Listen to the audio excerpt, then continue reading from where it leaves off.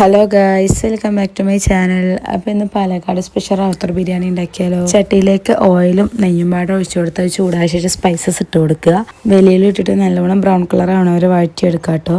എന്നിട്ട് അതിലേക്ക് കുറച്ച് തക്കാളി ഇട്ട് കൊടുത്തിട്ട് നല്ലോണം മിക്സ് ചെയ്തെടുക്കുക. പിന്നെ ഇഞ്ചിയും വെളുത്തുള്ളിയും പച്ചമുളകും ചെറിയുള്ളിയും ചതച്ചത് അതിലിട്ട് കൊടുത്തിട്ട് നല്ലോണം വഴറ്റിയെടുക്കുക. ചെറിയുള്ളി കേട്ടോ ഇതിൻ്റെ മെയിൻ ഇൻഗ്രീഡിയൻറ്റ്. ചെറിയുള്ളി ഇടുകൊണ്ട് ഇത് പ്രത്യേക ടേസ്റ്റ് ആയിരിക്കും കേട്ടോ. എല്ലാ ബിരിയാണിയും കാട്ടി വെറൈറ്റി ടേസ്റ്റ് ആയിരിക്കും. പേസ്റ്റൊക്കെ ചേർത്ത ശേഷം നല്ലോണം വഴറ്റി കൊടുക്കുക കേട്ടോ. മല്ലിച്ചപ്പും പുതിന ഇട്ട് കൊടുത്തിട്ട് നല്ലോണം മിക്സ് ചെയ്ത് കൊടുക്കുക. ഓരോ ഇൻഗ്രീഡിയൻ്റ് ഇട്ടിട്ടും നല്ലോണം മിക്സ് ചെയ്ത് കൊടുക്കുക. പൊടികളായിട്ട് മുളക് പൊടിയും ഗരം മസാലയും ഇട്ട് കൊടുക്കുന്നത്. പിന്നെ ആവശ്യത്തിനുള്ള ഉപ്പ് ഇട്ട് കൊടുത്തിട്ട് നല്ലോണം മിക്സ് ചെയ്ത് കൊടുക്കുക.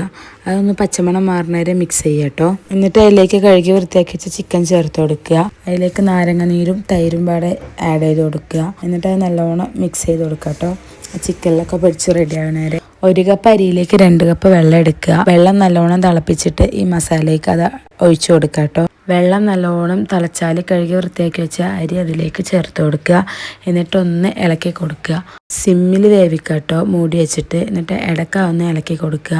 പിന്നെ ലാസ്റ്റ് കുറച്ച് നെയ്യൊക്കെ അതിൽ ആഡ് ചെയ്ത് കൊടുത്തിട്ടൊന്ന് മിക്സ് ചെയ്ത് കൊടുക്കുക. എന്നിട്ട് അവസാനം ദമ്മിട്ടിട്ട് വേവിച്ചിട്ട് അത് ഇറക്കി വെക്കുക കേട്ടോ. അടിപൊളി ടേസ്റ്റ് ആട്ടോ. ഇതിൻ്റെ റൈസിന് വെറുതെ കഴിക്കാൻ അടിപൊളിയാണ്. അപ്പോൾ എല്ലാവരും ഒരു വട്ടമെങ്കിലും ഒന്ന് ട്രൈ ചെയ്ത് നോക്കുക. അപ്പോൾ വീഡിയോ ഇഷ്ടമായ ലൈക്ക് ചെയ്യുക, ഷെയർ ചെയ്യുക, കമൻറ്റ് ചെയ്യുക, ചാനൽ ഒന്ന് സബ്സ്ക്രൈബ് ചെയ്യുക. അപ്പോൾ ഓക്കെ, ബൈ.